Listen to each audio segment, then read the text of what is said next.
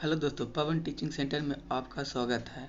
आज कक्षा 9 भाग पार्ट 3 के फ्रांस की क्रांति का सॉल्यूशन कराने जा रहा हूँ।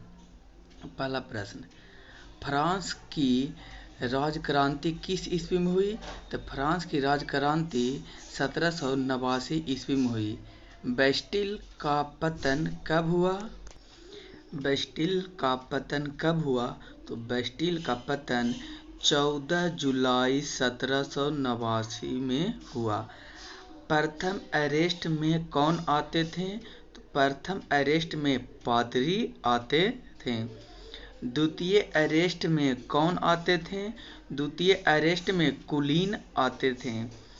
तृतीय अरेस्ट में इनमें से कौन थे? तो तृतीय अरेस्ट में इनमें से न्यायाधीश थे। वोल्टेयर क्या था? तो वोल्टेयर एक लेखक था। रूसो किस सिद्धांत का समर्थक था? तो रूसो जनता की इच्छा, जिसको कहते हैं जनरल विल का क्या था? समर्थक था। मॉन्टेस्क्यू ने कौन सी पुस्तक लिखी? तो मॉन्टेस्क्यू ने विधि की आत्मा पुस्तक लिखी। फ्रांस की राजक्रांति के समय वहाँ का राजा कौन था? तो फ्रांस के राजक्रांति के समय वहाँ का राजा लुई 14वां था।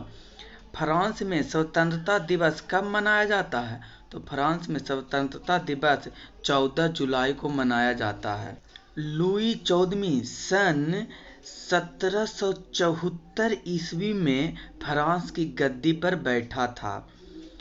लुई 14वां की पत्नी था। तो अंतोइनेट लुई 14वां की पत्नी था। फ्रांस की संसदीय संस्था को स्टेट जनरल कहते थे। टेका पर टैक्स वसूलने वाले पूंजीपतियों को कहा जाता था। तो ठेके पर टैक्स वसूलने वाले पूंजीपतियों को टैक्स फार्मर कहा जाता था।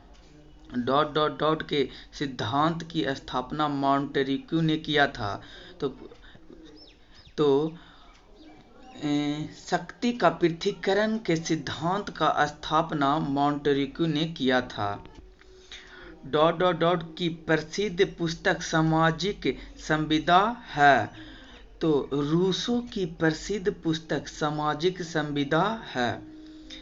27 अगस्त 1789 को फ्रांस के नेशनल असेंबली में की घोषणा किया गया।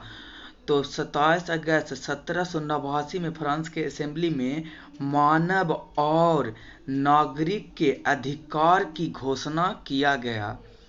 जैकोबिन दल का प्रसिद्ध नेता कौन था? तो जैकोबिन का दल का प्रसिद्ध नेता दो था। तो दो में कोई आप एक लिख सकते हैं। तो जैकोबिन दल का प्रसिद्ध नेता मैक्समिलन और डिराफट फियर था।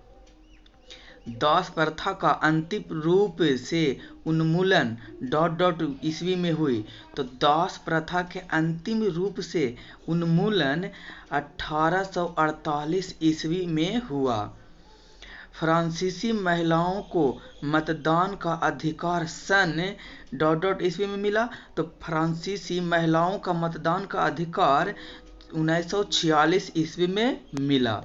दोस्तों, इतने प्रश्न से आपसे बहुत सारे क्वेश्चन 9th क्लास या और किसी एग्जाम की तैयारी कर सकते हैं। उसमें बहुत सारे क्वेश्चन आ सकते हैं, जो कि यह बिहार बोर्ड NCERT के पैटर्न पर आधारित है। अगर आपको अच्छा लगा तो लाइक करें और सब्सक्राइब करना ना भूलें। अगर आपको और चाहिए लघु उत्तरीय प्रश्न और दीर्घ उत्तरीय प्रश्न को भी हल आप चाहते हैं तो नीचे कमेंट बॉक्स में लिख कर आप मुझे बता सकते हैं। मैं कोशिश करूँगा कि जल्द से जल्द उसका भी उत्तर देने का प्रयास करूँगा।